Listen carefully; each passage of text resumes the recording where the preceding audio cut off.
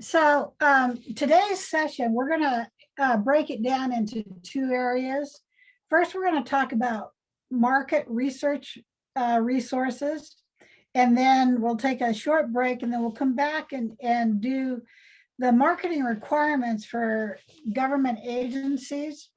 And that's also known as capabilities statements or line cards. So we're going to talk about that. We're going to try to finish up about 2:45. And at that time, if you are interested in participating in our networking events for next week, you might want to stay on board because we're going to do a walkthrough on the SPOT application, which is a matchmaking event scenario. It takes just a little bit of acclimation. We did that last Thursday in one of our other classes, well, actually on Tuesday, and it turned out really well. So also in the email that we sent you, there were a couple opportunities on there that were sent to us from our friends at City of Seattle, City of Tacoma. And anyway, so, if you're interested in following up on those, go ahead and click on those emails directly to those individuals. And this class, like all other classes, we have all the session materials listed in our Dropbox, and that was sent to you in the email. And in there, you'll find the updated presentation that we're doing today, and also a folder with additional resources in it. And I can see from our participants today that we have Lisa Lagerstrom from the Snohomish County PTAC. And so I'm going to ask Lisa to maybe participate in some of the discussion. PTAC share the burden at every event that we go to. So welcome aboard, Lisa. And if anybody has any questions, we'll try to answer them along the way. So I guess we're ready to go, and and we'll just get the show going here for you. All right. So, marketing tactics and strategies. Everything you ever wanted to know and were afraid to ask.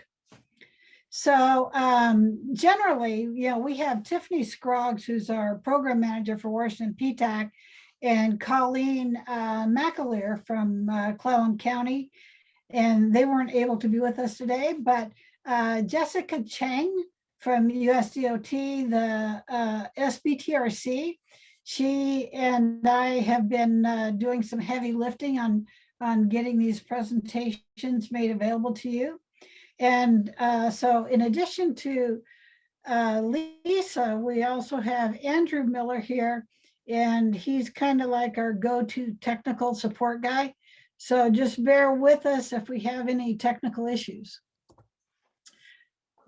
Just a quick overview on Washington PTAC. PTACs are funded throughout the United States under a program through the Department of Defense, and Congress approves PTAC funding in their annual budgets. And there are 93 PTACs in the US with 400 counselors, and Washington State has 12 counselors in it. So if you're not on the Olympic Peninsula, we have PTACs up and down I-5. We have them over in Eastern Washington, both Spokane and Tri-Cities, and Vancouver and Auburn and Seattle. And Lisa is in Everett out of the Snohomish County. And we have some really excellent retired contracting officers that provide a really good balance to our organization. So what does PTAC do? Well, we help you find opportunities, interpret solicitations. We walk you through the certifications and registrations, which we did last week. There's always classes on marketing to government buyers, and that's our topic today. And PTAC does this through workshops, one-on-one counseling, matchmaking events, and also through a little program called Bid Match, which if you're interested, we can talk about that later. So today's classes, we have 3 objectives. They're called the 3 Ps: planning, which is market research; positioning, how to get noticed; and then pursuing.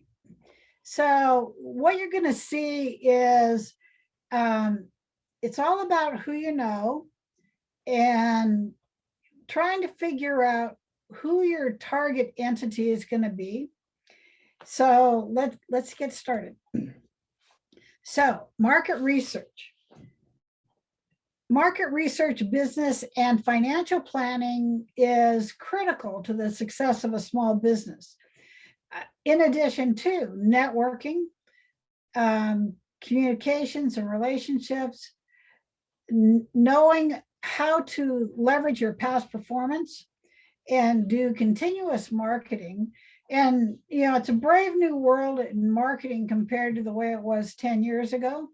So some agencies, you know, are out there, you know, looking at social media, others not so much. It depends on, you know, which one is capable of looking at social media.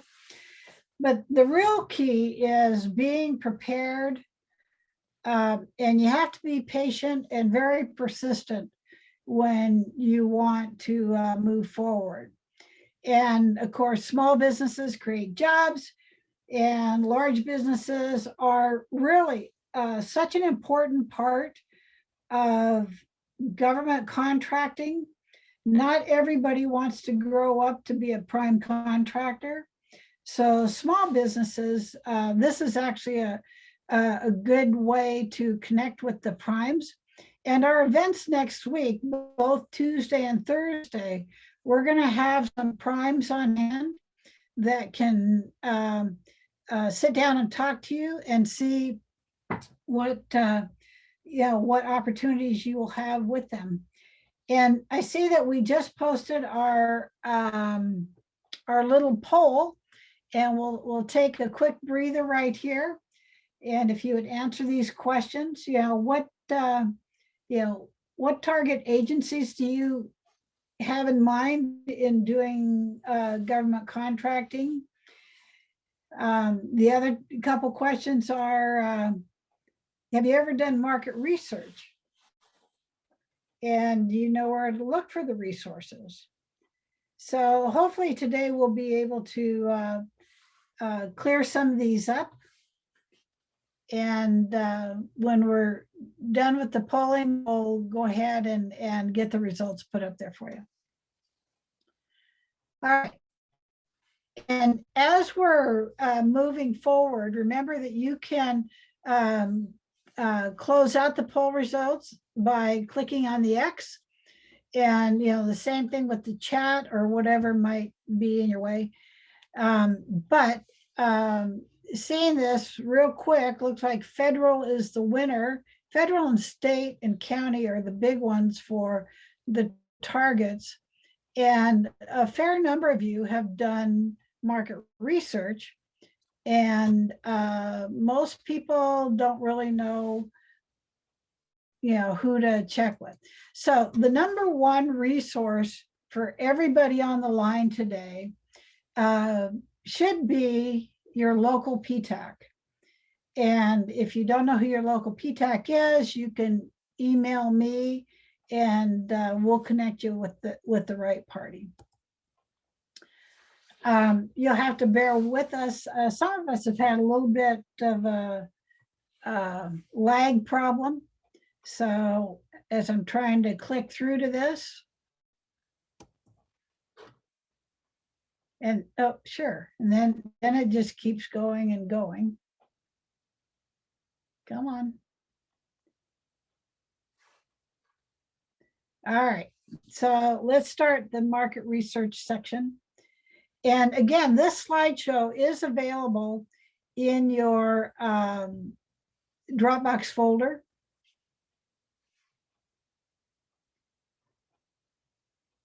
Okay.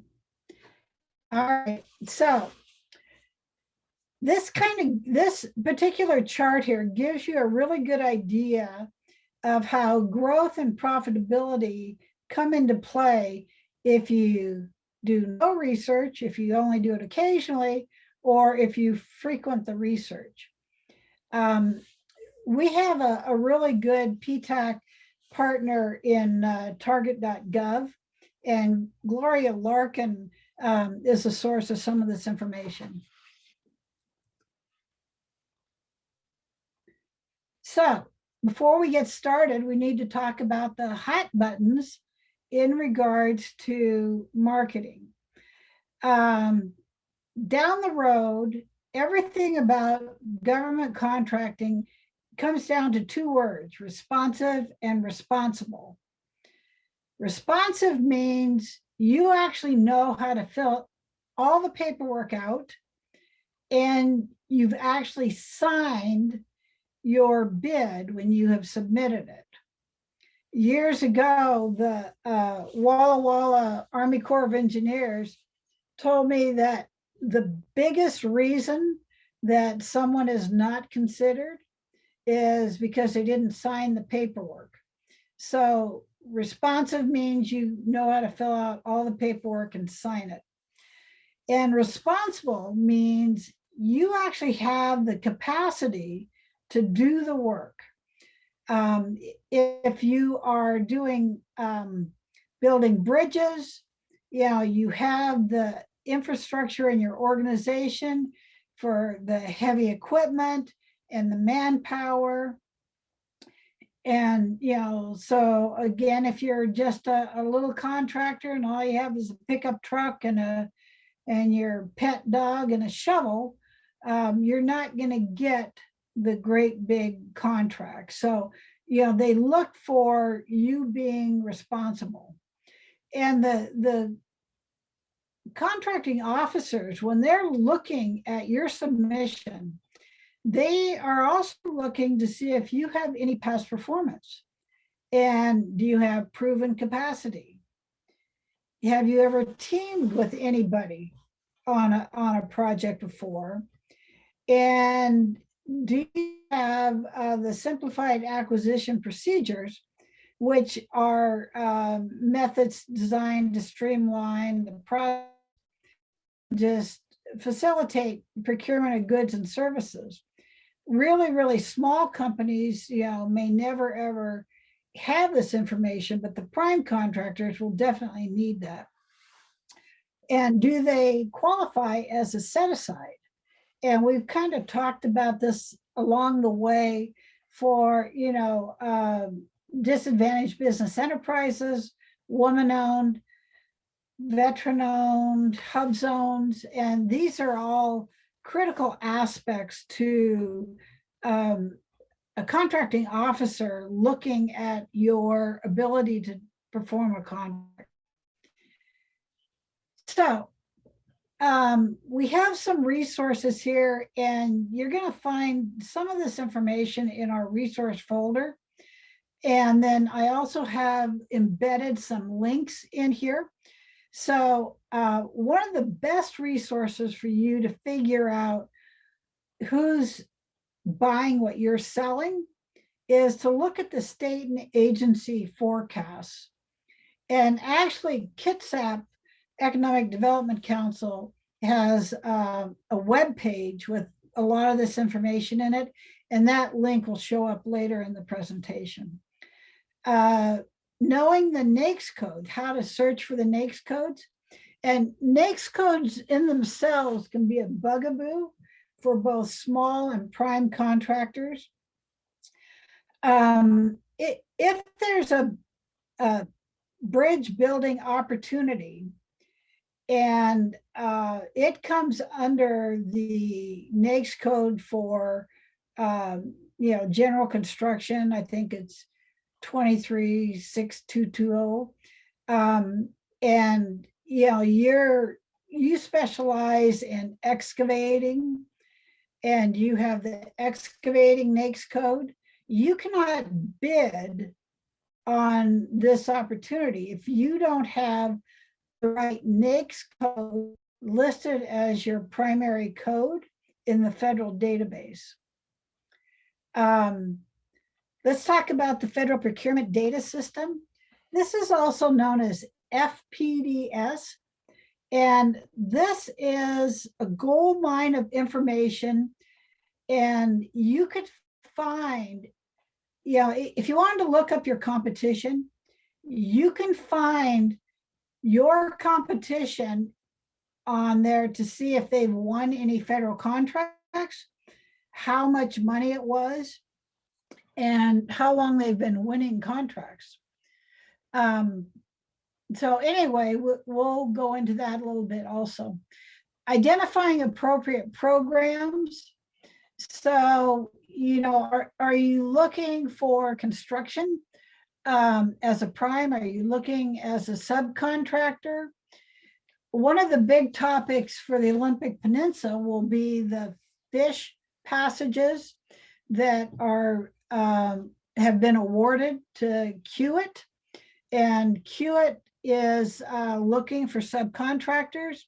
So if you wanted to win that award, it's already too late, but it's not too late to get in line to work with Kiewit as a sub on there. Look at the agency's strategic plans. Look at Exhibit 300s, review the OMB watch list, find other research tools, look at subscription-based resources like Washington Webs, MRSC, the multiple research sources for the state of Washington, GovWin, BGov, Onvia, and Set Aside Alert. And some of these are free and some of them are not, but you just have to kind of pay attention. If you're interested in doing work for the U.S. Forest Service, that's actually under the USDA, and they have alerts of their own, and it's all these in here. So if you need guidance on us, we can help you figure that out. Okay, so Washington State market research. So in the state of Washington, if you're looking for public works, the #1 place is with the Department of Enterprise Services. And that's that very first link at the top. And this is public works in construction. The first bullet below that is the job order contracts known as JOCs. And these are long-term contracts that are awarded to businesses throughout the state. They have 2 prime contractors, and then they have 4 accessory contractors placed geographically around the state. And last December, we had a really great workshop with the JOCs, and their #1 goal was to find small businesses, because they are required to use small businesses as part of the successful completion of their JOCs. And I think it's like 90% of the work has to be done by a small business. So keep that in mind. Washington Webs, and actually Webs, if you were just looking for something like the Port of Tacoma, you can get email updates specifically, for Port of Tacoma, Port of Seattle, whatever it is, University of Washington, WSU. Anyway, keep that in mind. MRSC is, again, one of those best kept little secrets in the state of Washington. And you can subscribe to MRSC for free. But for $75 a year, you'll get some added resources. But if you want to see who they represent, they have a list of participating agencies, that includes, water districts, school districts, fire districts, PUDs, libraries, et cetera, et cetera. So, if you're not in construction and, say you're in catering or graphic design, there's a lot of different agencies that need the services that you provide. In regards to the USDOT, I listed the WashDOT projects first, and then, they also have, under the transportation info, the mapping, which is, it's really a cool map where you can click on this and get a scope of, what's in your region that's going on. And then our friends at SBTRC, can answer your questions on any of these. PTAC can be a hand, but because we're working and partnering with the Small Business Transportation Resource Center, they will be a huge asset for you. Same thing with the Federal Highways Administration and these projects that are going on with them. And then I only listed a couple of the colleges and universities, UW and WSU, on what their projects are. So just take a few moments after our class today and kind of peruse these links and see what's out there for you. And actually, let me just click on the WSU projects and see if I can get that opened up for you. And all right, so Andy, did the University of Washington show up? Or do I have to share my screen again? All I see is the Washington State Opportunities for Primes and Subs. Okay, just a second. I need to share again. Hold on.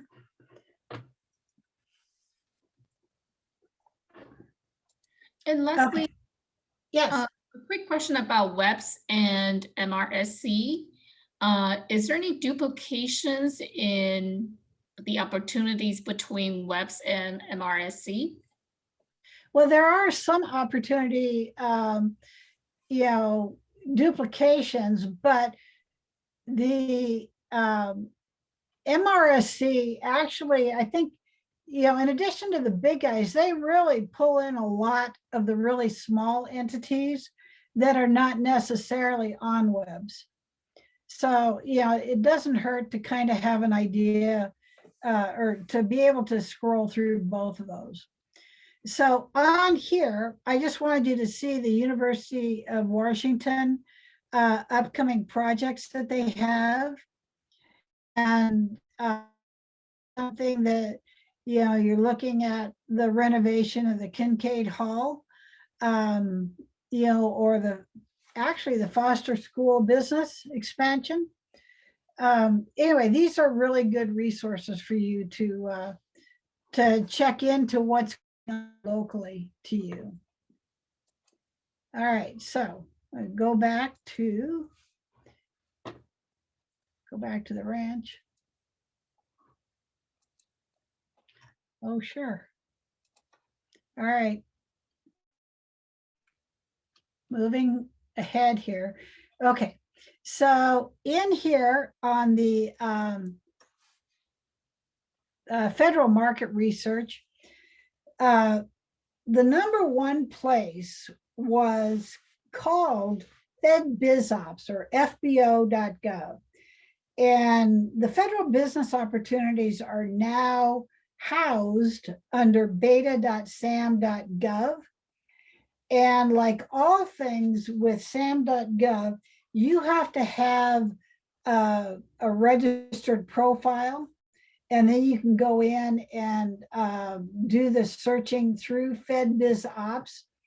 And, like if you're looking for only things from the U.S. Forest Service Region 6, which is kind of the Pacific Northwest, Washington and Oregon, you can kind of filter it by agency, or you can look at past experiences, past contracts. You can also see who won the contracts, and and if it was a contract that you were interested in, you could reach out to the prime and sell your pitch to them about maybe working for them as a subcontractor. So, and also on this slide, we have PTAC's bid match, and this is an email that you can set up using your keywords, and it sends a daily email listing of opportunities. So if you're in construction and you want to know roofing and painting and footings and foundations and framing and anything that has those words in the contract will pop up in this email. And you're going to discover that you're going to spend a lot of time looking in a lot of different places for those resources.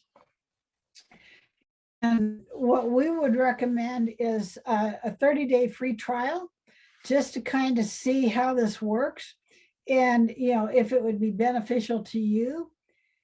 And if it is, this is the only thing that PTAC charges, and it's $165 a year. And because we're primarily funded by the Department of Defense, there's no profit in it for PTAC. It searches in 41 federal sites, in addition to FBO, Federal Business Opportunities, and DLA, which is a Defense Logistics Agency. There's 40 international sites and almost 2,000 state and local sites.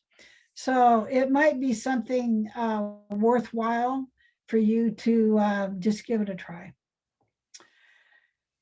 Okay, so in SAM, Beta SAM, it shows what the government has bought in the past, but FedBizOps is also where they go to advertise upcoming projects. So, it's past and future. So this little slide needs a little bit of updating, but yeah, it's both past and future. USAspending.gov. This is one of my very, very favorite places to go. And this is really simple to work with. In all things SAM, you're going to discover that sometimes there's a little bit of an issue with the learning curve. So if you want to start kind of quick and easy, go to USAspending.gov and just kind of wander your way around there and see what'll work best for you. The third bullet is the one I was talking to you from Kitsap Economic Development Agency. And this really has, the forecast for the Navy, the Army Corps of Engineers, U.S. Air Force, Forest Service, the Department of Interior. So if you go and look at that, it'll be real easy for you to kind of wander around there also. Networking, this is part of your market strategy, is networking. Go to every networking event you can do. And since it's a brave new world for networking, it's you becoming familiar with Zoom and Spot, applications for meetings and matchmaking. teaming, collaborating, joint venturing. And, you know, you may team with another small company, and depending on the federal agency, the Small Business Administration has to approve, you know, joint venturing. But, you know, for collaborating and teaming, or, you know, subcontracting or whatever, this is really a good way to move forward. Come on.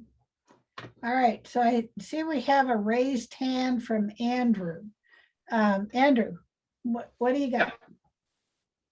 A message from Pat R is asking if you can elaborate on usaspending.gov and how to use it for subcontracting. Okay, well, let me try to click through here. And so I'll have to go out and then come back in. So just bear with me.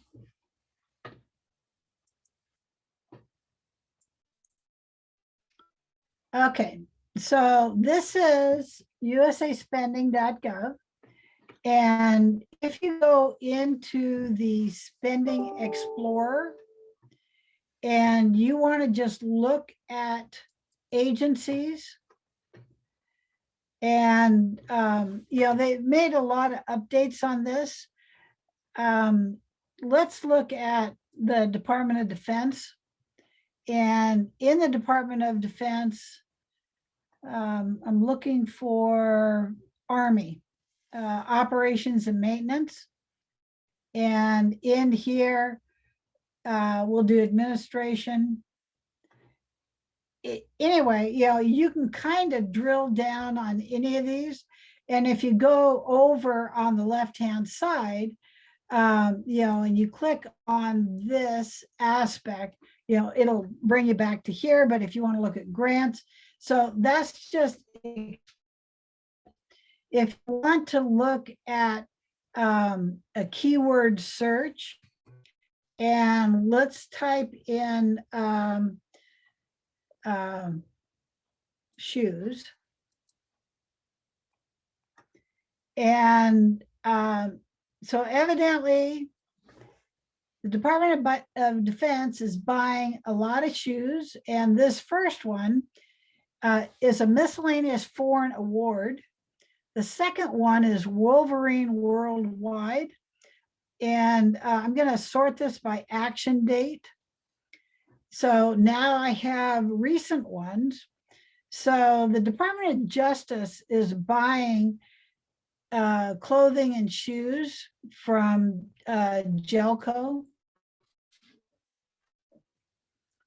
And in here, you know, I can see a breakdown of this whole thing. But if I wanted to do an advanced search, and in the keyword, I'm just going to put in the name of the agency. Let's type in Brook and Brook. This is a construction company in the Olympic Peninsula. And, you know, I'll try to get everything that I can get on them and submit. And so this is all the federal contracts that Brook and Brook have received over the years. And I'm going to sort this by end date. And I see that they have one that's expiring. Well, it just expired this month. But, you know, if there was one that was still open, you know, I would click on it to see more information about Brook and Brook. You know, maybe they're my competition, but maybe I'm a small business and I want to do work with them. So, you know, this is part of your research going down the road. If it's my competition, I really need to know, you know, how often they're getting these contracts. And, you know, if it's outside of my scope, then I really want to know how I can work with them, so that I can generate also. Anyway, I hope that answers the question, and we'll head back to our little slideshow here.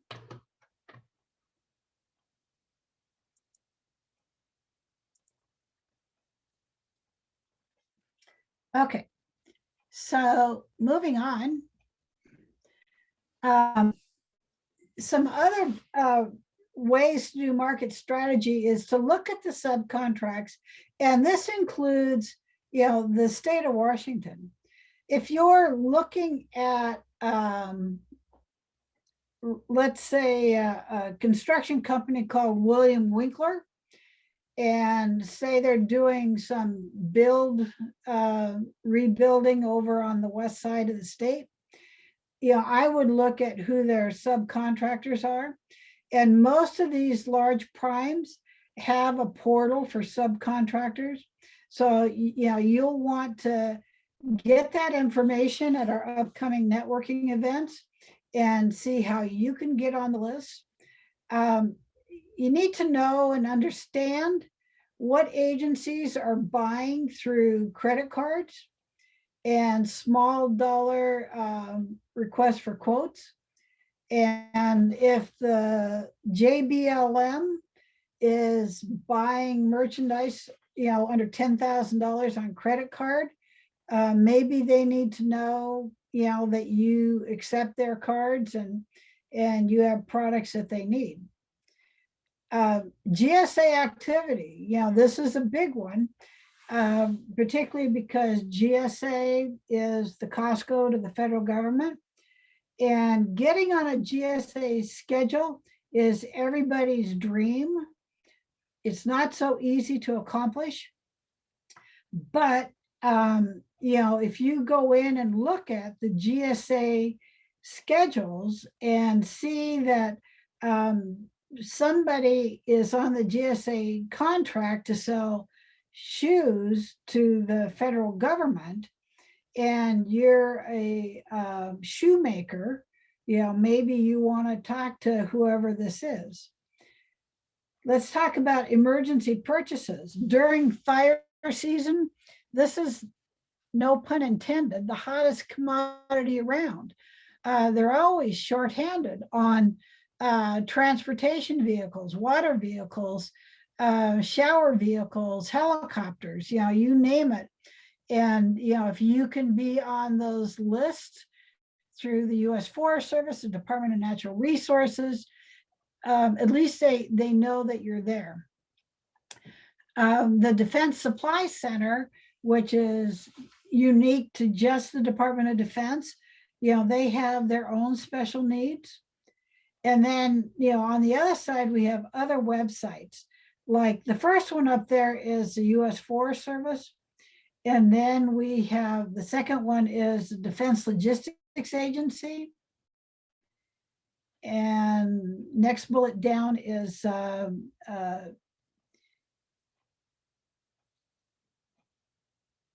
unisglobal.com.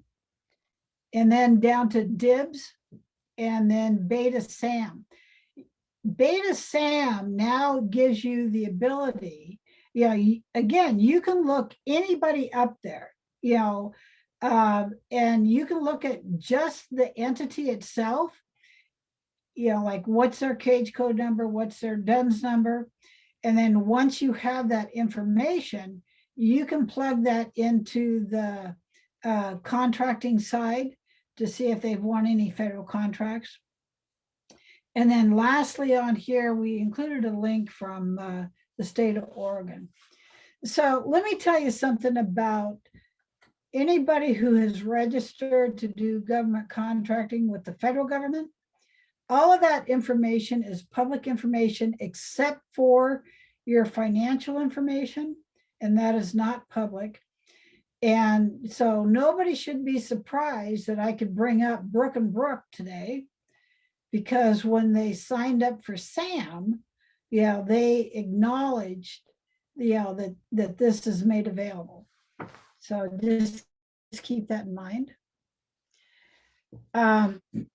So, if you wanted to get directly into the contract data on SAM, into the FPDS section, this top link will take you there. And then we have the federal government agency forecasts that is kind of in tandem to what Kitsap was providing. And then again, if you wanted to get directly to federal business opportunities in SAM, fbohome.sam.gov. And then, excuse me, the USA spending again. And then actually this last one here is worth its weight in gold. This is from the Small Business Administration, and it's a dynamic small business search. And I want to find all of the companies in the state of Washington, in Clallam County, who are listed as veteran-owned small businesses. So you click, click, click, and it brings up a report as to how many veteran-owned businesses are. So if you're a veteran-owned business in the Olympic Peninsula and you want to see who your local competition is for set-asides or for your NAICS code, the industry that you're in, this is really a quick and simple little way to do that. I highly recommend it. So when you're looking for opportunities, remember anything under $25,000 is not advertised at the federal level. And so that means that you have to market to each agency. JBLM, the Department of Veterans Affairs, and to each office for the decision makers. If you're dealing with agriculture, you need to talk to the Farm Service Office, close to you about whatever it is that you're selling. Because if they have opportunities under 25,000, odds are you're not going to see it, but you could get on their mailing list, or if something comes up, they'll send you a notice. And actually, PTAC gets a lot of these things from the agencies that we try to share with our clients. So, if there's a particular agency that you would like to hear from, talk to PTAC and we can kind of work around the process for you to get some updates. So if it's over $25,000, it is required to be advertised through fbo.gov. And remember that, sources sought notices. You can be on a mailing list. If you're in construction and you do gasoline or fuel tank installation underground, it's kind of a unique commodity. But Malmstrom Air Force Base was looking specifically for someone close to Malmstrom who did that. So put out a sources sought notice to a very small geographic area, which included Spokane. And one of my clients, when I was in Spokane, actually was awarded this contract at a Malmstrom. So it's critical that they know, what you do and, how to get in touch with you. One of the things that kind of pops up in this particular slide is the fact that you see fedconnect.net. .net is not a government agency. .net is a commercial entity that's probably going to charge you a fee. And so you need to do your due diligence to determine whether or not these type of entities are something that will benefit you down the road. Single-faced industry, the U.S. Army Corps of Engineers is really good at having industry days. So if you're Portland or Walla Walla or wherever you are, if you have a chance to go to one of these industry days, it's really a great opportunity for you because they make it very personalized to you and your small business. And I'm hoping that someday, not too far down the road, we'll get back to the in-person meetings. Okay, so we talked about this a little bit last week. Understanding, what the size constraints are. So micro purchases, 0 to 10,000, that's a direct buy, no competition. But if it's between 10 and 25,000, they're required to get 3 bids, and then the contracting officer will make the decision on that same day. If it's from 25,000 to 250,000, they're required to have that advertised on FBO, and then they look at the best value, not necessarily the lowest price, but the best value. So they're really looking for things like past performance and all that other criteria that we kind of just went over. So there's a simplified acquisition threshold over anything over $250,000, and that requires a competitive bid. And it can take 3 to 6 months for these to be decided on. And these are automatically set aside for small businesses unless there's an exception to be found. So when they're set aside for small business, it starts out as only small business, but depending on the agency and depending on the time within the federal fiscal year, they may decide that it needs to be set aside for a service disabled small business or a woman-owned or an 8A entity. And in the last quarter of the federal fiscal year, it's a feeding frenzy if they have not met their set-asides, and they're rabid to get these contracts awarded to any of those agencies that they have not met their goals on.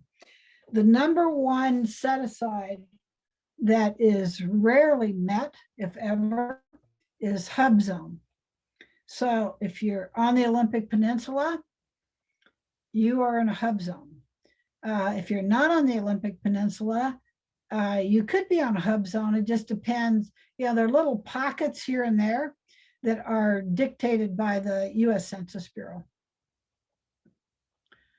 Okay, so here's a whole bunch of other thresholds and stuff that I won't go into depth on here, but just so that you can kind of get a grip as to sole source, hub zone.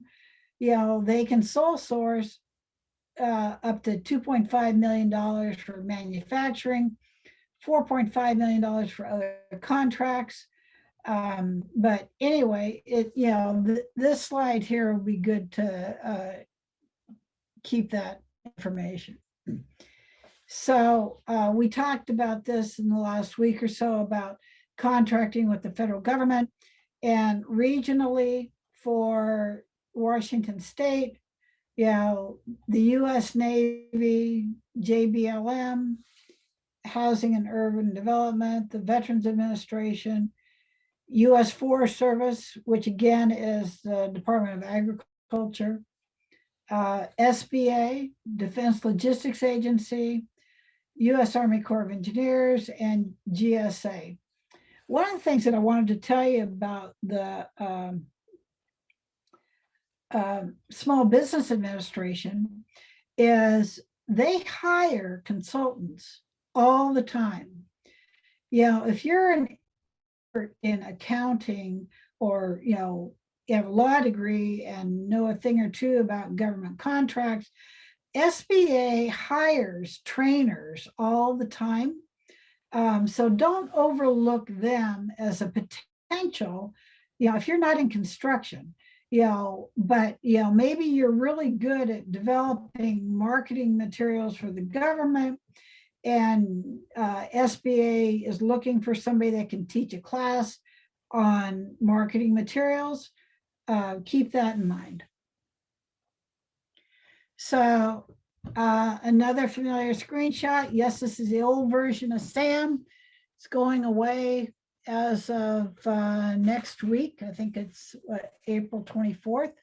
But this site here is so much easier to work in, to first to get registered, but where it says search records right here on the right side of the screen, they make this pretty simple for you to go in and do some market research on any company, and because we brought up Brook and Brook on that one portal for USA Spending, you could type in Brook and Brook under the search records, and you can get all their contact information and their status as a small business.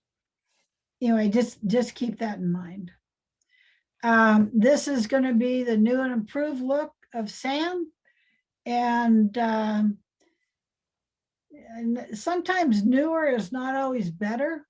So just brace yourself for a little bit of learning curve in here to do the exact same thing that you were doing in the old one. And it may take you a little while, but the difference between new SAM and old SAM is the SAM beta is actually more one-stop shopping. And in the old days, you had to have a login to SAM, a login to FBO, a login to FPDS, all of these other acronyms, you had to have separate logins. And now you only need one login and to get into the master SAM, and then dig down from there. When you get into SAM, there are 3 areas that you want to make sure you visit. FBO is now called Contract Opportunities, and SAM is where you find the entity registrations. And it's not just your entity, it's your competition. And then under the FPDS, they still call it the Federal Procurement Data System under SAM. So remember that as you're digging around down there. I was thinking right when we took the break, I went to fpds.gov and typed in Brook and Brook construction. I just wanted you to see how this popped up and kind of give you a real quick walkthrough on this. It tells me that there were 11 federal contracts as of April 15th, 2021. On the left side, you'll see the names of the departments that they have worked with, and then the actual contracting agency names. And over on the left side, you can sort these by date. You'll see this first one is dated in 2002.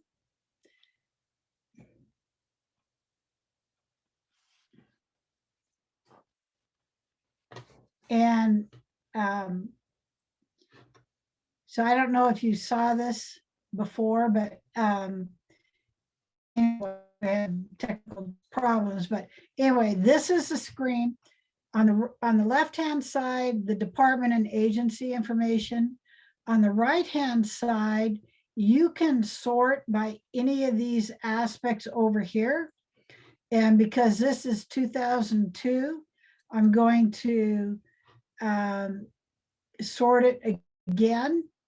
And so this says 2005, 2004, 2003.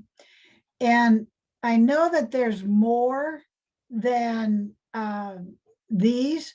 The problem is with the name that I put in there. And if I come back and just back up to say Brook and Brook without the incorporated on it, it will bring up, actually nothing on this one. Okay, so let me just do Brook. Go. Oh, really? Oh, nothing. All right, so let me back off on this. So only the name Brook. And then you end up with people named Brook. And this is Brook and Brook Construction. One of the things when you register in the federal database, okay, so this is Brook and Brook Construction without the incorporated on it. So it, in order to do a good search on your competition, you want to make sure you use whatever iterations of their name. So on here, it says there's 23 contracts. The first one was in 1983. And same thing with the dates on here. But I know that, they have some other contracts. So that's Department of Transportation. I want to look at only the Department of Defense, which is actually the US Army. And, some of these are not real big contracts. This is just for Broken Stone. This is civil engineering construction. Anyway, I just kind of wanted to let you see that before we move forward. So moving back to our slideshow. All right, so now this is all about the marketing process, how you sell yourself to the agencies. It's about the materials. The number one issue is the relationships that you are going to have. And if you're just getting started, the best relationship you can have is with PTAC. And we will try to get you connected with the agencies. And I know that SBTRC is also really good at connecting you with transportation related agencies. So, and keep it specific. One of the things we talked about in the last couple of weeks was not taking the shotgun approach to your audience. Find a specific audience and work on that. Getting noticed. All right, this is where number one rule is be professional. Your email, websites, dressing the part. And some of us are from a different generation, and email is still very, very, very important to us. I know that text messaging is getting to be the way of the world, but the reality is you need an audit trail. You need documentation that you sent an email, and because down the road you may need to have proof of communication, and using email is a good way to do that. Know the specific niche that you're looking for. In this case, if you make blue widgets and the world is full of red widgets, what's the reality of your industry to what you're trying to do? You can't be all things to all agencies. So you need to find your special area and stick with it. You need to be an expert in what you do. and communicate that to contracting officers, going to networking events. And then you have to be able to prove it. Well, how do you do that? Well, we'll talk about that coming down the road. You need to address your capacity. If I can make 10,000 widgets a month, what's the reality if I get a federal contract for 100,000 widgets that will need to be delivered in, say, 60 days? Is that within my capacity? And, what are the risks? Can I scale up to meet the capacity needed for a project? You have to know and understand all of these aspects about your business. So NAVSEA, which is the US Navy, they sent this little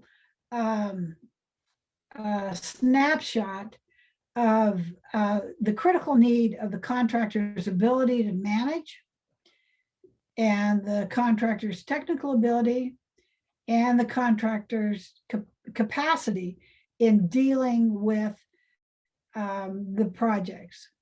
And one of the key takeaways from this slide is capacity refers to matters such as the magnitude of the task and the amount of equipment or facilities involved and the size of the staff needed. So keep that in mind. Potential capability is something that they will listen to, but you have to know your scalability for your company. All right, so where do you get noticed? Conferences, vendor outreach sessions, agency and base events, matchmaking, social events for professional associations, and getting a referral from a decision maker. If you've been working very closely with the SBA and they find that you have outstanding deliverance of the criteria that they need, maybe that would be a good referral for you. And lastly on here is virtual. Does your company have a virtual presence via email, blogging, Facebook, Twitter, LinkedIn, Google, things like TikTok and Snapchat? A lot of those, you have to really be able to delineate what's appropriate for government to be looking at. And so, if you're on Twitter, you need to see who's actually on there and who has the potential to follow you.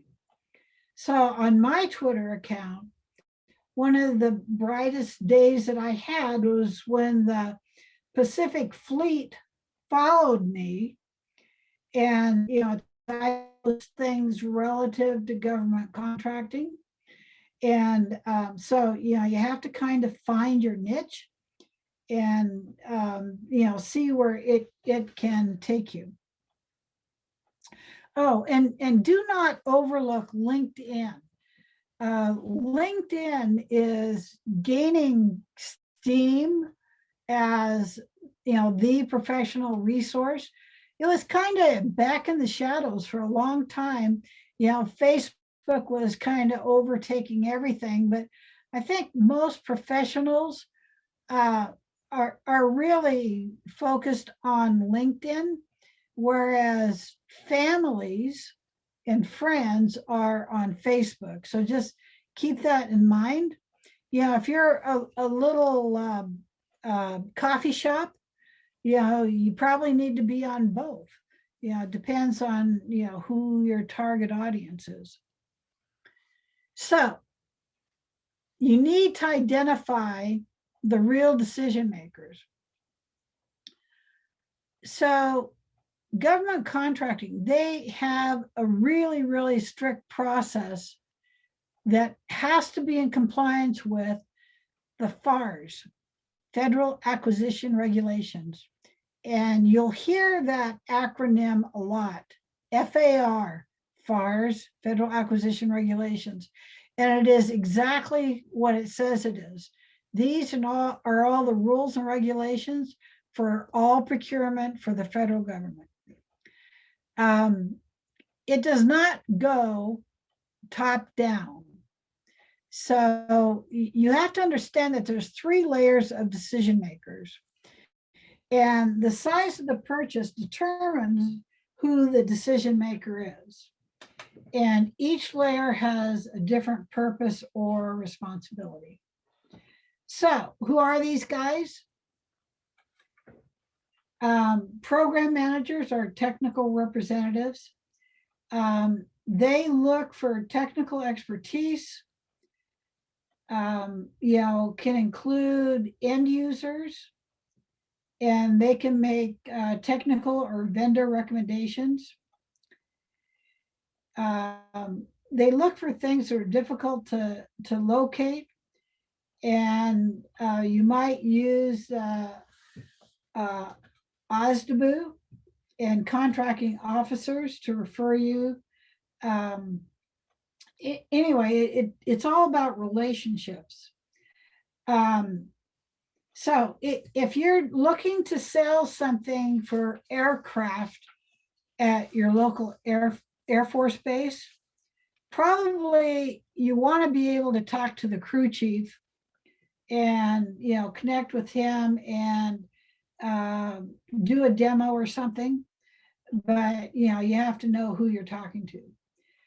And then they'll take it to the next one, which is contracting officers. And they can actually make the legal purchase and get the government all the services and products that they need. And they're the ones who post things to Fed BizOps. So they're kind of important people. So you have small business representatives, the Office of Small Business Units, and I'll go into that a little bit more. SBRs, OSPs, remember when we talked about the alphabet soup? And just remember that each agency has to meet their small business goals of 23% for set-asides.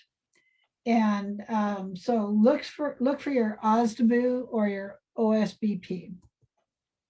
So yeah, we're gonna target specific people.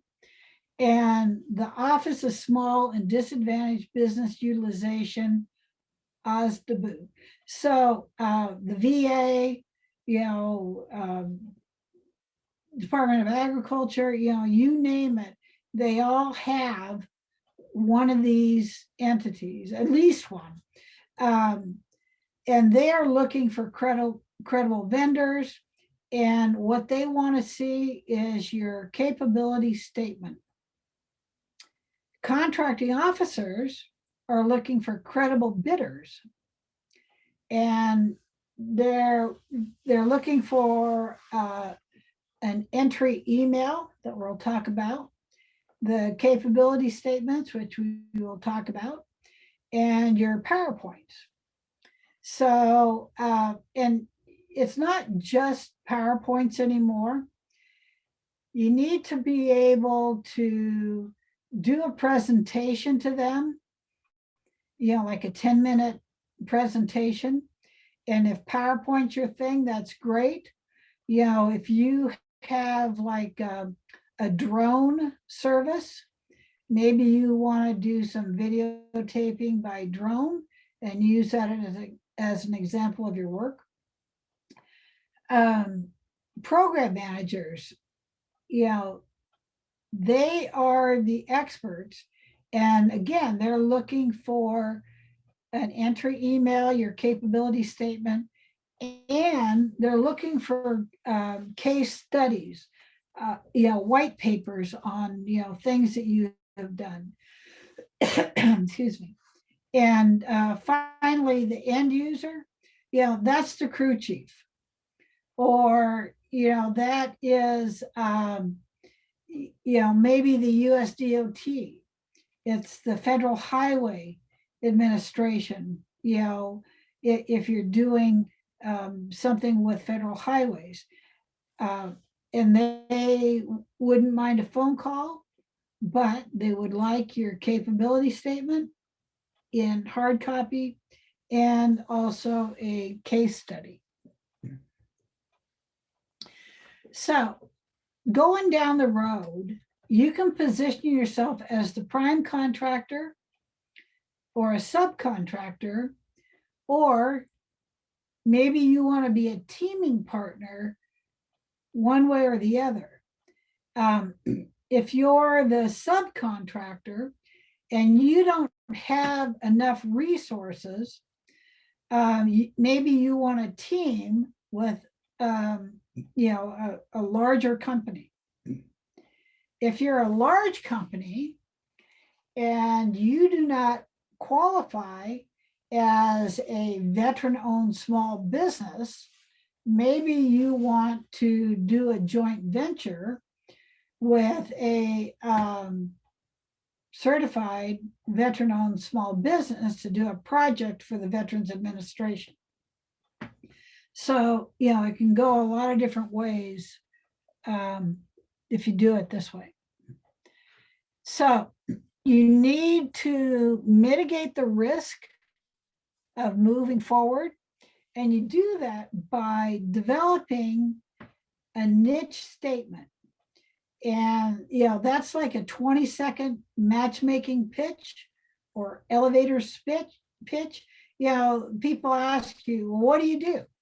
And some of you may already have something down, but, a 20 or 30-second max is all you get sometimes. You have to build a powerful capability statement.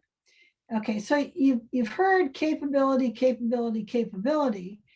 and all of this really means to the layman are your marketing materials and your brochures. And at the state level and at the federal level, they have different requirements for each aspect of that. So you can't just give like one of your commercial brochures to the Army because they're not going to accept it. So we'll talk about capability statements here pretty quick. They're looking for past performance, and maybe you have no federal or state past performance, but you have a lot of commercial past performance.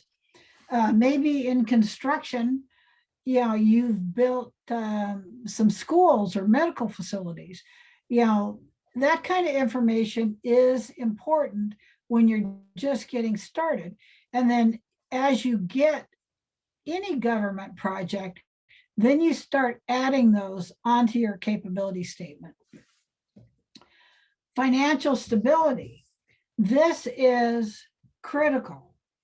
We talked about being able to scale up. The other day we had Graham Rolson talk about going out and getting a line of credit before you need it.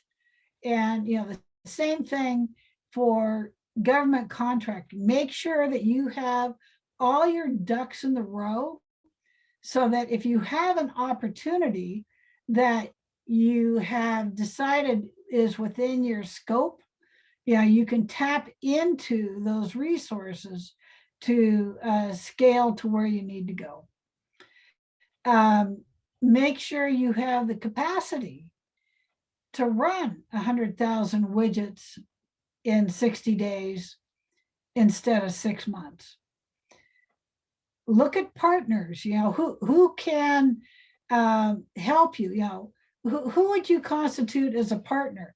Well, it could be something informal like a subcontractor that you can outsource some of your work to, but you have to beware because you are accountable for the quality of, what comes back. But, your partner might be your banker, making sure that everything is in proper working order. Or maybe, you're thinking about doing a joint venture, with a prime, and, so maybe that's your partner.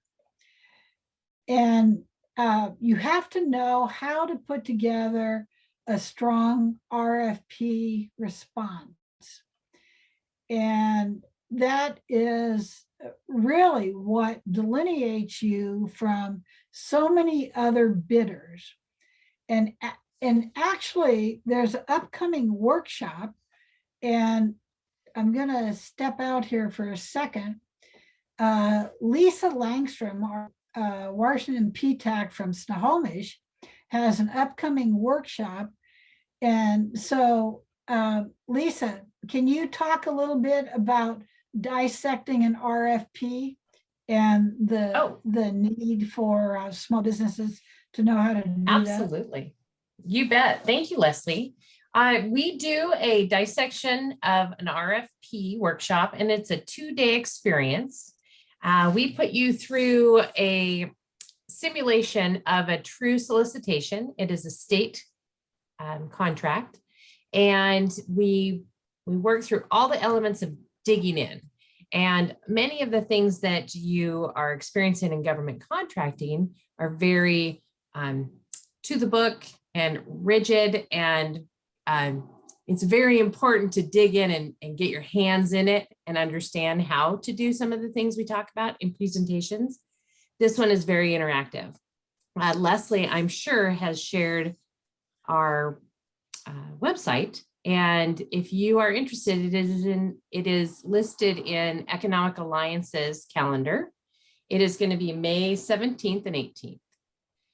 The other workshop that we're doing is also teaming strategies and concepts. And that is a big part of being successful while you start in government contracting.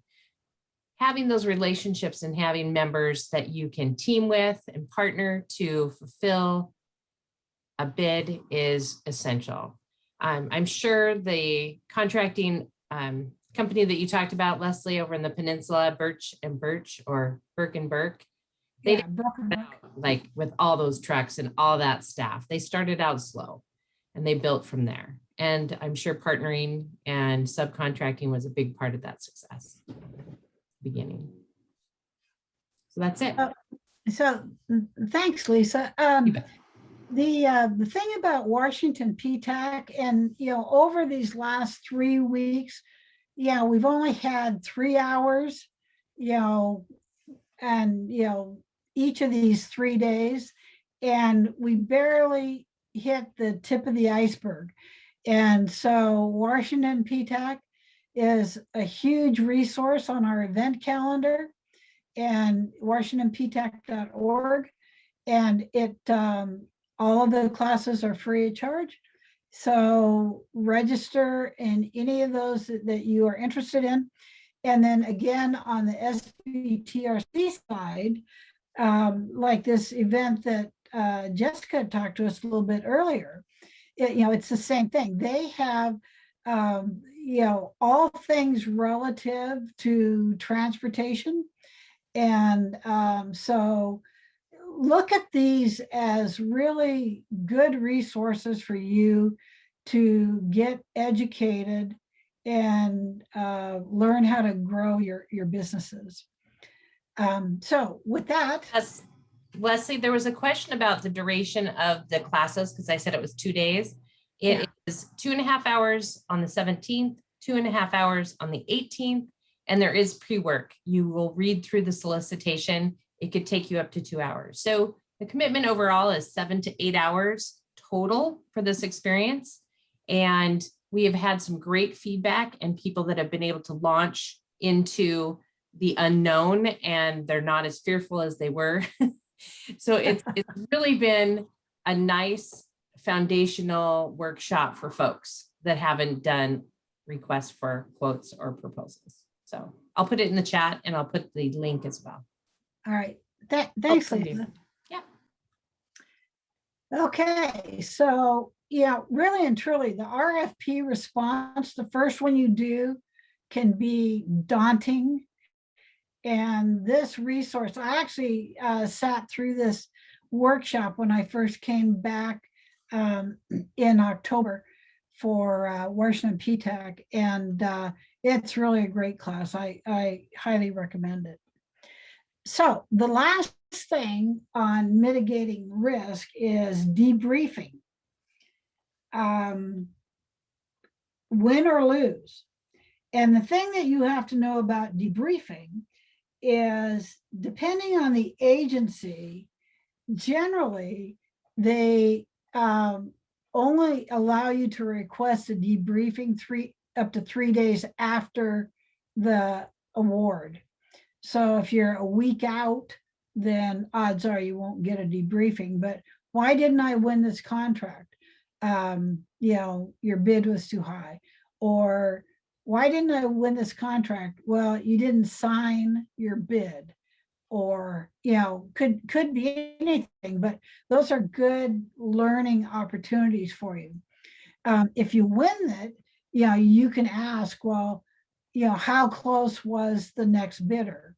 Or what helped delineate you to win, and they'll say, well, is your past performance or your capacity or something like that. So just pay attention to those. So when you are developing your strategy, you have to look at opportunities. Okay, what opportunities in the past were available and what did I miss? Okay, what is it that's going on right now and what's coming down the road? At the federal level, because of COVID, everything is turned a little upside down. And hopefully we are just now starting to get some momentum and get moving again to a more traditional way of doing business. But, in the past, did all the contracts go to one or two companies? And if so, why was that? But are there changes in the federal acquisition regulations? Are there changes in the FAR as to how they do business? If I was always awarded this contract because of ABC, and in the FARs, they said, well, now you have to do XYZ, that could change the future of the opportunities. So you have to stay on top of those. Capability statement. Put together your brochure, 1 page. And if you have, it's like, if you're a mature person with decades of experience, it's hard to get everything on 1 page in a resume. So the same thing can be said for your capability statement, but there's key information that has to be on there, and they're really not into a lot of heavy reading. They want bulleted points. They want to know what your core competencies are, what your past performance is, what makes you different from your competition, what's your company address, phone number, email. And anyway, we'll talk more about that in a little bit.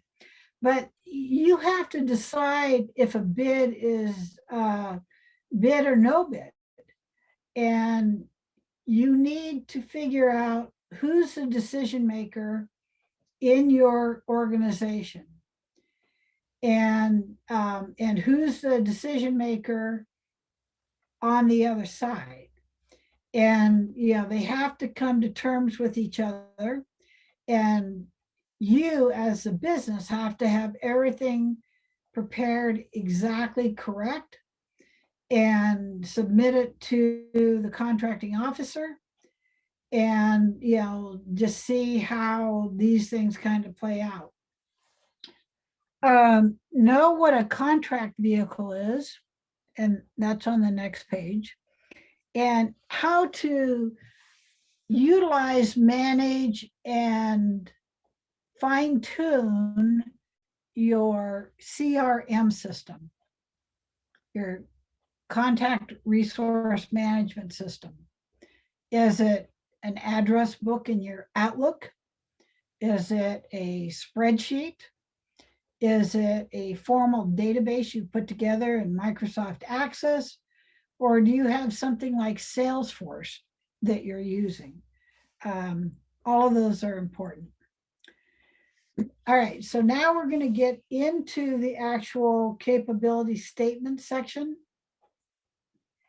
And so let's talk about communications, collaboration, and connecting. So you have, in order to reach who's ever making the decisions, you need to follow all of the, or know and understand all of the registration portals. Being registered in SAM is one thing, but your profile automatically pops up in SBDS, Small Business. It's a SBA system for this small business search mechanism.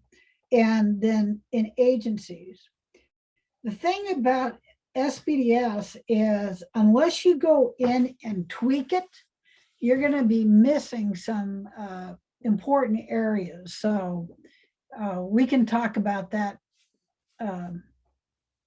later, I guess. Okay, your business card is critical. Having your matchmaking pitch, being able to edit your capability statement. Have your website include like a government tab so that government agencies can see it, and then you want to include on there a downloadable version of your capability statement. Look at the contract vehicles. Let's talk about white papers. If you are in innovation and research, white papers will be critical. But I had a company, an industrial type of company, who created a device that was that really changed a lot of aircraft processes. And so they had to submit their white paper in order to get this approved. Case studies, your case studies and, comparisons to other companies. Anyway, you need to kind of start keeping a library of resources for you. Public relations, again, it's all about who you know, and maximizing your CRM system. And, sometimes that's really a simplified system, but sometimes they can be very, very complex, and you need to know what's a good fit for your company. And advertising. Do you advertise to the federal government? Do they have a base newsletter or newspaper? You need to know those things. Okay, so let's talk about your business card. Use both sides of the paper. Do not use coded paper. Include your company name, your title, all the important contact information. What do you do? If it's Washington Excavating, that kind of tells me what you do.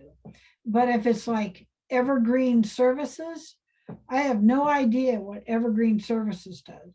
So, you need to have a tagline for your company the best small business for building roads, or whatever it is that you do.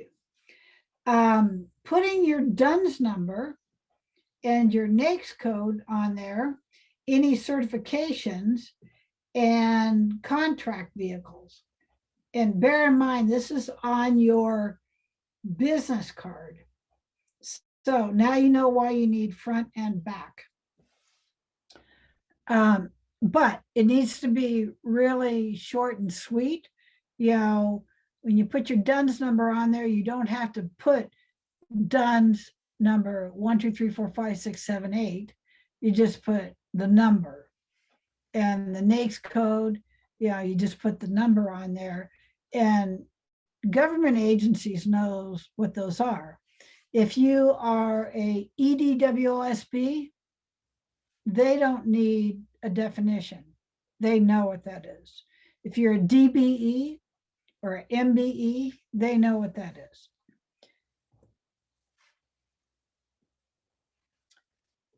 Okay, so you have to focus on your matchmaking pitch. And actually there's ongoing classes. And I think that we just had one not too long ago for PTAC. I don't know what it is in the cycle. Because it's PTAC, each agency, Snohomish or Olympic or Kitsap, we all have our own list of classes. And but anyway, doing your matchmaking pitch is really going to be important, particularly for next week, where you will have the opportunity to spend some time with some prime contractors. Remember that no company does everything. And you have to use the example of a reverse pyramid and make it short and sweet. We provide road building. Our core competencies are road building and bridges. We are the absolute best at road building. We are different because we have state-of-the-art equipment to build roads.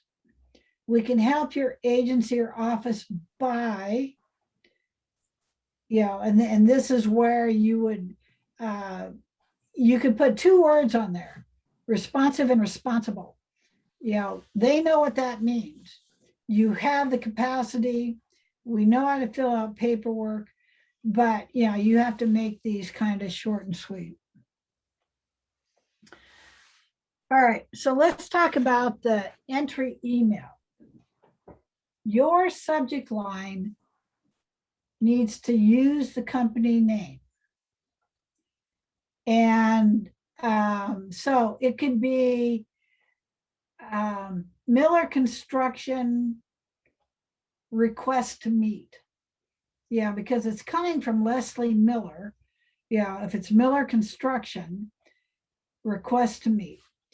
And the compelling reason in the body is, talking about safety issues. Maybe I teach classes on safety issues, or I can do OSHA training or COVID training or whatever it is, whatever the compelling reason is. And in your request, you have to ask something. I would like to schedule an appointment with you. I would like to talk to you on the phone, whatever it is. And then be sure to leave it open that they can contact you, or you would like to contact them again, after the beginning of the new federal fiscal year, whatever. You guys get the drill. So Target Gov actually has a pretty good email tips.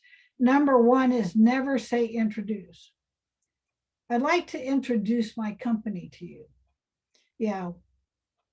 it should be more like, let me tell you about my company, or my company has, been the recent awardee on Washington State projects for WashDOT. And then in every email, in the event you don't have the opportunity to respond sooner, I will contact you for follow-up on a certain date and time. And then always include your personal contact information and credentials in every communication. And one of the things that I recommend that you pay attention to is the reply all aspect. If more than one person is in this conversation, pay attention as to who actually needs to be in your conversation. And then watch what happens when you have had a long conversation with somebody and you reply all, and you have, I don't know, 25 pages of conversation in that email underneath what you're saying. So just make sure you clean it out a little bit. Okay, so let's talk about the website. So in here, I have two companies that have government websites. And so I'm going to click on these and then I'll go back and share these. So just bear with me as I go to Pinnacle. And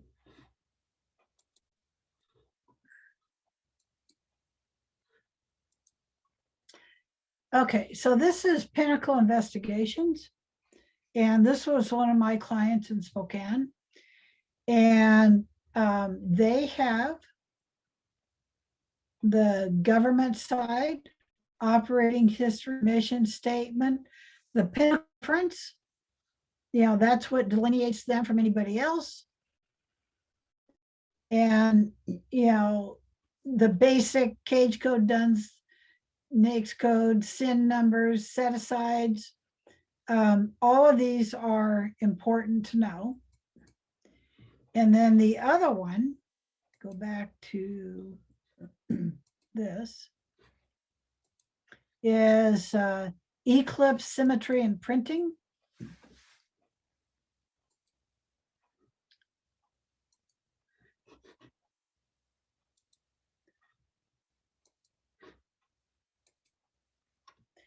And in here, right up at the top, you see that it says capabilities.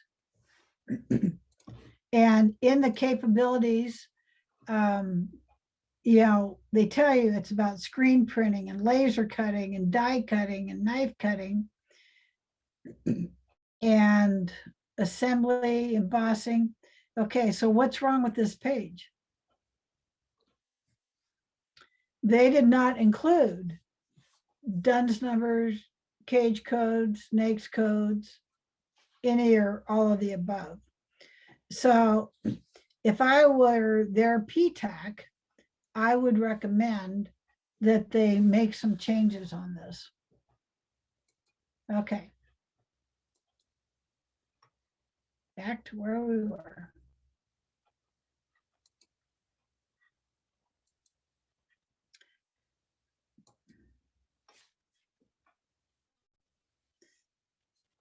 Okay, so when you are doing your website, do make sure you have a government tab or button, or you can call it capabilities because government knows what that means. Use government verbiage and terminology, include case studies, be as specific as possible regarding the benefits to the customer, include metrics, and include differentiators. Do not use music or videos. Do not use industry jargon, and hide the personal contact info. That's kind of a big deal. Everything that you have coming from your SAM profile should reflect your Gov sales at your And, so anyway, just, keep that personalized. And part of the problem is, the bots that are searching the web these days, they land on an email and, Billy Bob, who's the sales manager, could be getting all these emails because his email is actually on the website. So make sure that your web guys know how to do this. Look at government social media.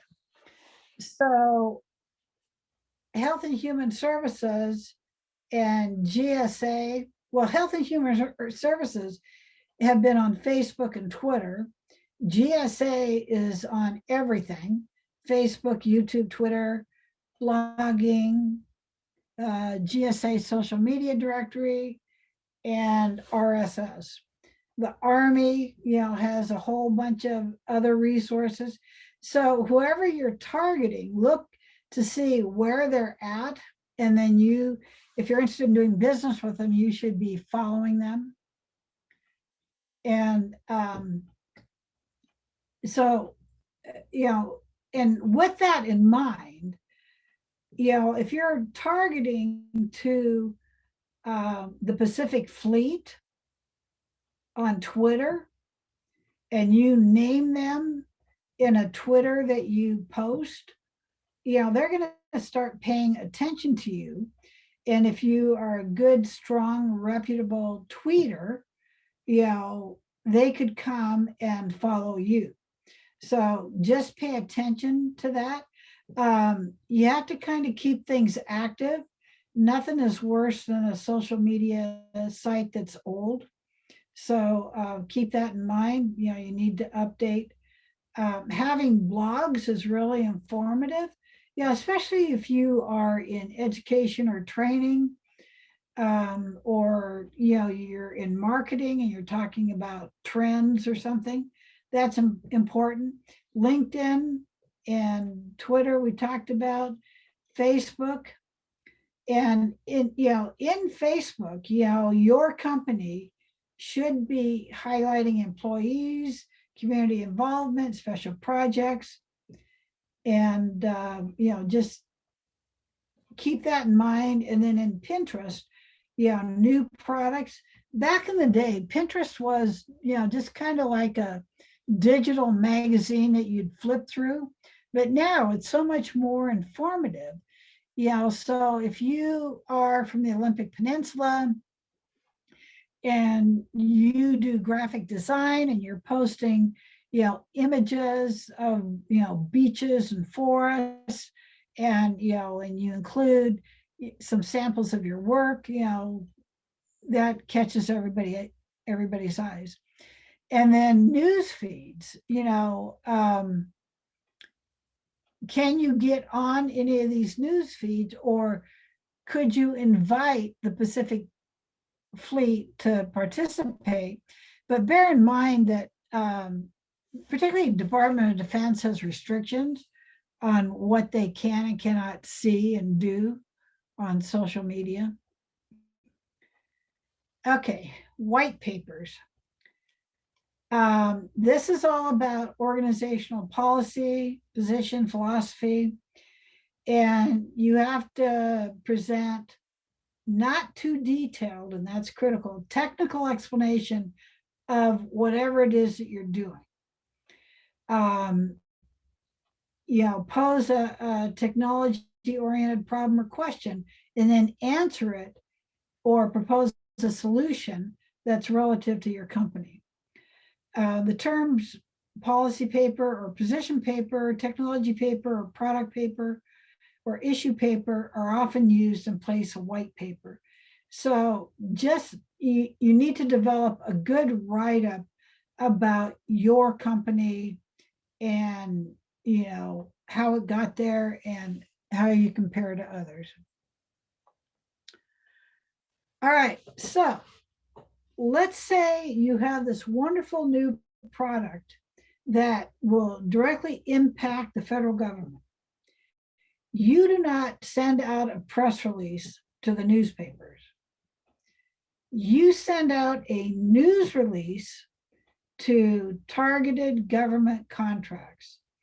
And let's say it's firefighting equipment or materials for the US Forest Service or the Department of Natural Resources. And you send it to the contracting officers or the government contacts. And it has to be real news. You finally received final approval on this and you're moving forward. You just need some real good guidance on how to do a news release. And if you do it via email, and you can also post it online, particularly in like Twitter, where it can be shared and go viral. So things like contract wins, completions, new hires. You hired actually really good. Here's a really good real example. Vanner Management, very large prime, who will be here actually maybe at 2:45 today. They hired Tom Reese from Spokane to do their marketing. So that would be a really great news release, and I'm sure they did that already. The awards they've won, new services or products, certifications, branded services or products. So keep that in mind for your news releases.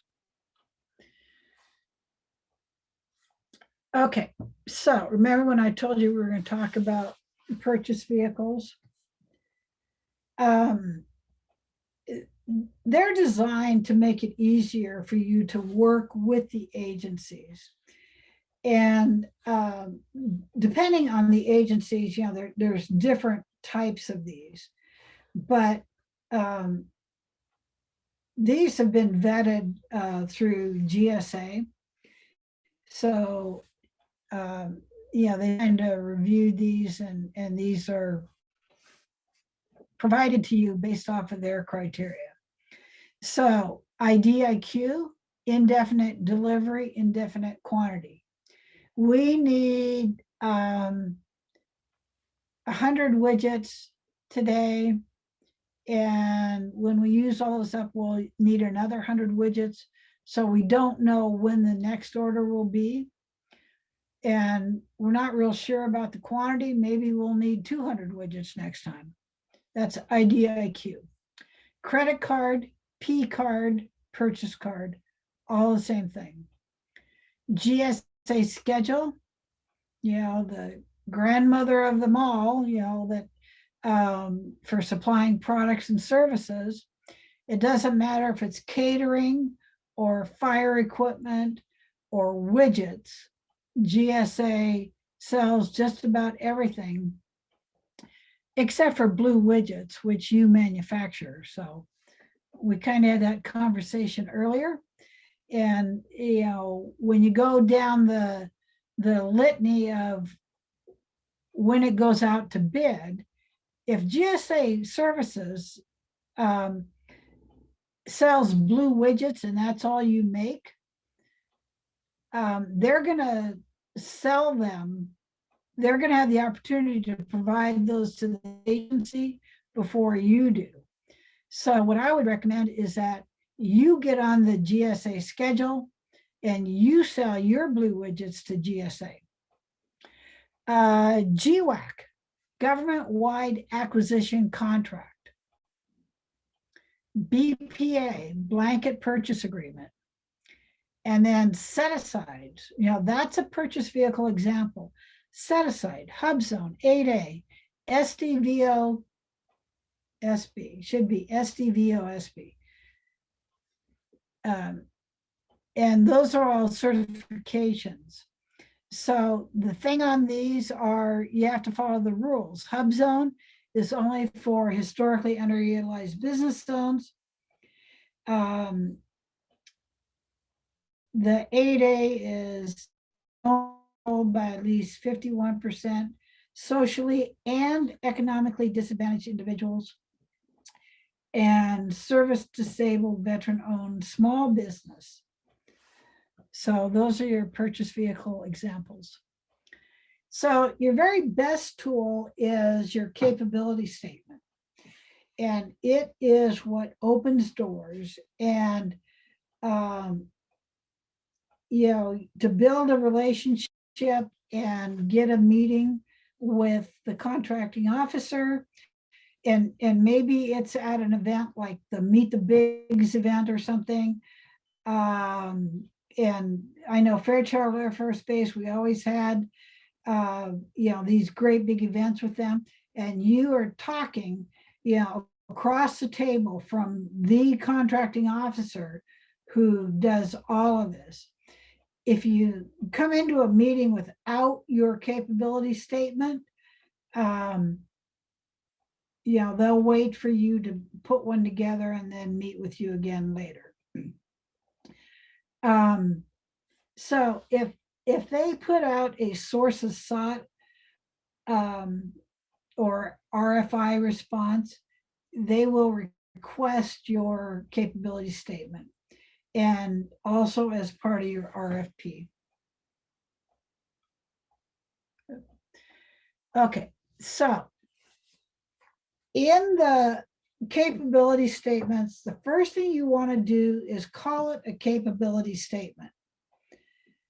You know, that, you know, separates those who know and those who do not know what's going on with the government. It needs your core competencies. It needs your past performance. It needs your differentiators and your company data. Those are required. So in our sample capability statements, in the resource folder, I included, I included the Seaport capability statement that the US Navy has approved. So if you're looking to work with the Navy, this is what they kind of want to see. And then there's other resources. There's a complete sample batch of capability statements. And then there's some resources for how to do an FBO search, how to do FPDS, Quick Start, Data Dictionary, and then the GSA market research and FPDS. So anyway, there's a bunch of resources in there for you to take a look at. So definition of a capability statement. A lot of the old timers used to just call it a line card. So remember that if you hear that in a conversation, that they're talking about the capability statement. And we've kind of gone over this a lot, you know, as far as what it needs to have in it and making sure you communicate all this clearly.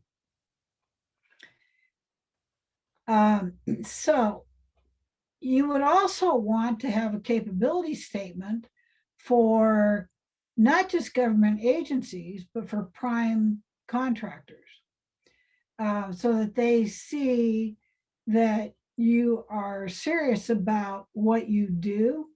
And really and truly, it won't matter if these are state or federal. For the primes, you know, all the primes would appreciate your capability statement. NAICS, reps, and certs on your statement help contracting officers make the match. Okay, your NAICS code, North American Industry Classification System. Yeah, that's your 236220 code that says you're in construction. Reps and certs, representations and certifications. You know, if you're certified as a service disabled veteran-owned small business, and then, you know, if you, you know, the point is the contracting officers will be able to weed out those that don't have the right NAICS code. You know, if this is a construction project and you're a painter, and, you know, so your NAICS code should reflect that you're a painter. And use your badges to help agencies and primes meet their goals. So your woman-owned, veteran-owned, hub zone, you know, those are your badges, and they have to meet their goals. Any government work experience, and maybe your only government work experience is as a subcontractor, and that's fine. You know, you just include that as a subcontractor. Show related experience. If all you have done in the past is commercial, then make sure you get that listed. Credentials and training. Yeah, if your key personnel have a whole bunch of alphabet soup after their name for OSHA training or, you know, certifications or whatever it is, that's to your advantage. Or you're an engineering firm and you have PEs, or you're an accounting firm and you have CPAs or CMAs, or, you know, any of those, you know, that's to your advantage. And then, you know, so kind of keep it as your written elevator speech expanded. And, you know, you should know everything that's on there verbatim. So I'm going to have some samples come up here, and we're just going to take a look at this. So the first thing I see on here is that this is 2 pages. It's one piece of paper, but it's 2 pages, which may or may not fly depending on the agency. But on this document, you see a small little summary statement, their core competencies, their past performance, the company snapshot, which is their address and phone number, and then their differentiators, and then NAICS codes. Okay, so on this, there must be another page with the NAICS codes on them because I don't see it right off. Oh, yeah, it's on the next page. Okay, so anyway, oh, so this is probably a before and after. I apologize. So the one on the left is before and the one on the right is after. So the core competencies are bulleted items. And then they have their NAICS codes, PSC codes, company snapshot, differentiators, and past performance. So, yeah, look at the 2 differences on here. And if you're a contracting officer looking at this, you know, they want to see white space. And more often than not, they're very linear, very left brain. And they want rows and columns of information, and they don't want to have to read through a whole bunch of stuff. So by having all those bullets and more white space, you know, it looks cleaner. All right, next slide. All right, so this is another sample, and there's a couple issues with this. The most obvious one is the color and the white print and the small print. And it's really, really, really wordy. It has a couple nice graphics in it. And, but, you know, this one really needs some cleaning up in it. So, you know, just, you not enough white space, not enough bullets. The font should be, black font on light surfaces.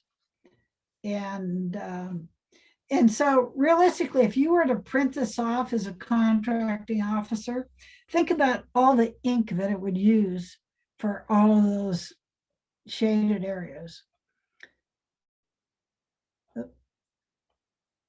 Okay, so when it comes to formatting, keep it short, to the point, one page. Okay, this says double-sided. Less is more. You only have 8 seconds to capture their attention. Make it visually appealing, include the logo, and put it into a couple columns, which will make it easier to read. And then use bold headings, bulleted lists, borders and colors to separate and emphasize the sections. But particularly know who your target audience is, and then try to customize it for them. If you are a manufacturer and you make supplies for the Navy and supplies for the Army that are two totally different things, make a capability statement for the Navy and make one for the Army. Okay, so here's a quick little quiz for you. What do you think? Can you use government logos on your capability statements? And so, really and truly, what do you think that is okay? And the answer to that is no, it's not. No one is authorized to use any government logos without permission. And getting permission may not be easy at all. Using the CVE logo, Certified Veteran Enterprise logo. If you are a certified veteran enterprise, yes, you can use that logo. If you're not certified, no, you cannot. Name contacts for government contracts. On your capability statement, you can put the email address for, govsales@mycompany.com. And maybe it's, John Smith at GovSales. Use both sides of the paper. That's okay in most instances, sometimes not though.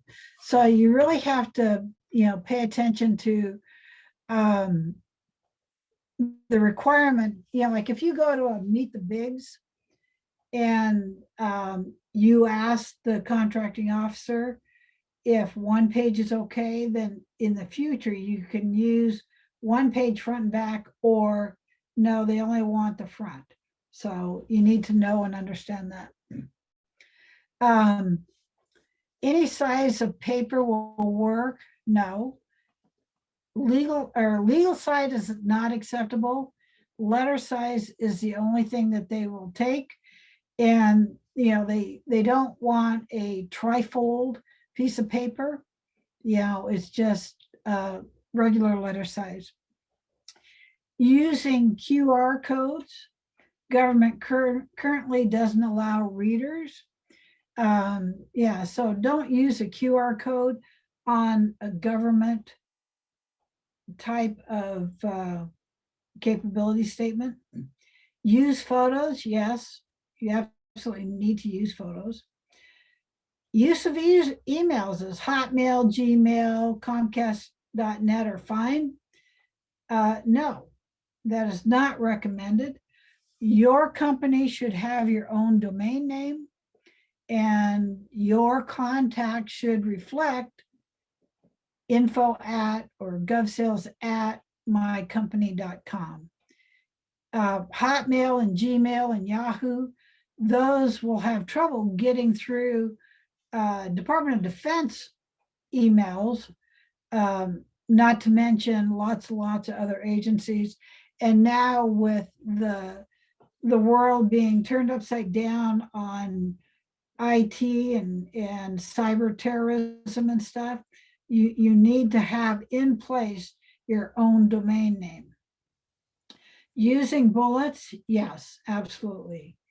Use words like on time, best, etc. You have to quantify it. You have to, put in something like 99.9% customer satisfaction, or delivered on time, or, something like that. You have to quantify it. Fax numbers. In this day and age, the only people using faxes are the federal government. Yes, the federal government wants you to have a fax number. And years in business or year established. And this can go either way, because I've heard it. If I've been in business for 20 years, or I was established in 1998, but I don't have good past performance, or, I've only worked with, one entity for all that time. It could be good or bad. We probably need to have a conversation about that and kind of get that fleshed out a little bit.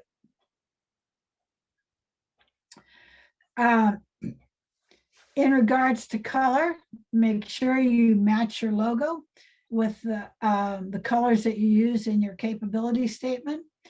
And but do not use solid color pages. Keep it a white background, and then use the color strategically as you design your document. Okay, so in here, you don't want any fancy snazzy fonts. You want just traditional type fonts. So we have all this criteria as to the type of font, what font size it should be, and it should not be smaller than 12 point. And if you're going to use font variety, you can use italic or bold. Maintain borders, with color, and use bullets. And if you use like Garamond or Palatino, those are all serif fonts.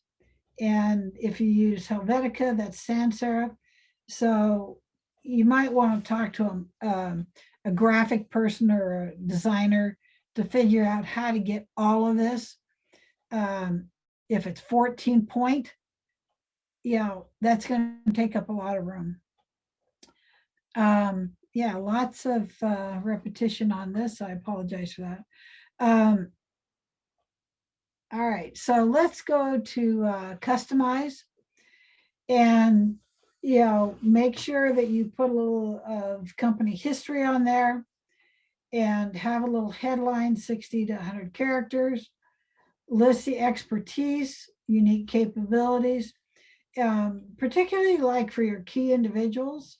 If you hired a new PE who has been certified for 20 years, you want to indicate that. Make sure your past performance, and then key customers. And this says limit government logos, but you want to get permission before you use any government logos. And then prioritize your strengths, and then list your affiliations, licenses, and capabilities. So when you are trying to get it finished up, it wouldn't hurt to have somebody professionally look at it. And this is kind of what I was talking to you about, quantifying what you have. Like where it says large equipment pools, say we maintain over 100 well-maintained forklifts. And you need to update it often, so it doesn't get archived away. And then make sure that your business card, your website, and your capability statements all match in color and fundamental content. Your business cards will be smaller. Make sure that the points of contact are your key people, and pay attention if your key individuals are no longer with the company, and use images. And then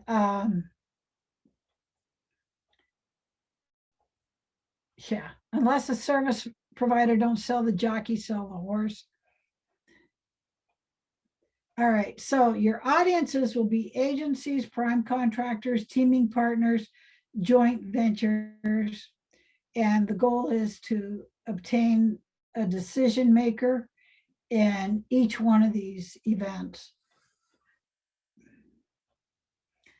So you use a capability statement for opening doors, building relationships, email introductions, going to procurement conferences, industry days, service updates, and in-person briefings.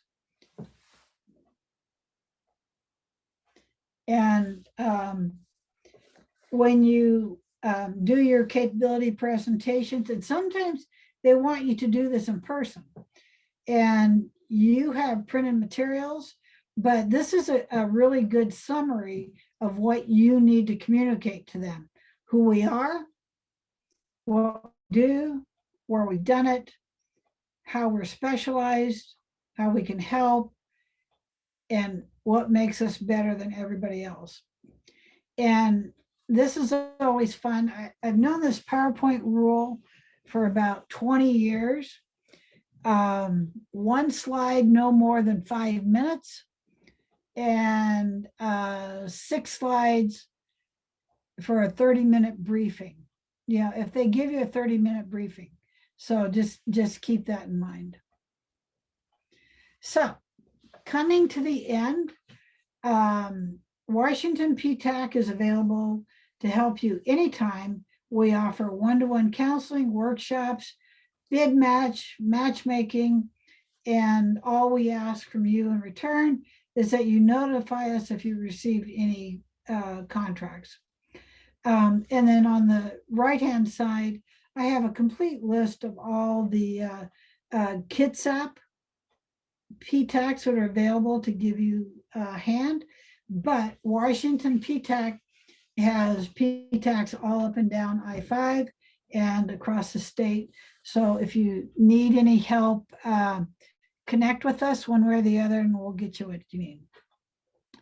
So we're coming to the end, and we have time for some questions if anybody has any questions. And then at 2:45, Graham Ralston is here, and Graham is going to do a little walkthrough on the spot technology for matchmaking. And I believe that we posted that link in the chat for you if you want to join us after we get done with the questions. And I see that Andrew has his hand up. What can I do for you, Andrew? I ask lots of questions, sorry. You said that you should avoid logos for government use without permission. You can't use them at all. And I noticed that 2 of those examples, they had DLA, Navy, Air Force logos all up and down. Does that mean that A, they went out of their way to get permission before they printed this and started dispersing it? And B, just how hard is it to get permission to use those stamps? Because it's kind of neat to see, well, with the DLA, we did 20 contracts with this much, and just having the little logo seems to simplify it. Is it just a problem because of the hassle, or is it actually just to be avoided in general? Yeah, it's not that big of a hassle if you get permission. If you don't get permission, then I would think that if you're audited, that might be one of the first things that they look at and call you on. But anyway, I would not use any government logos without permission. And, you know, if I was doing the United States Air Force, I would talk to Michael Gilbert out at Fairchild Air Force Base and ask him if I can put this on our materials. And as PTAC, I don't know if we have global permission, but I wouldn't put them on any of my documents without asking first. Okay. So any other questions? Leslie, you mentioned earlier when we're doing a direct marketing to certain government individuals to also include case studies. I'm not sure how to prepare a case study. Well, and I think that that's primarily on the innovation and more on the scientific side of things. If you're a caterer, that doesn't carry as much weight as if you're doing scientific research.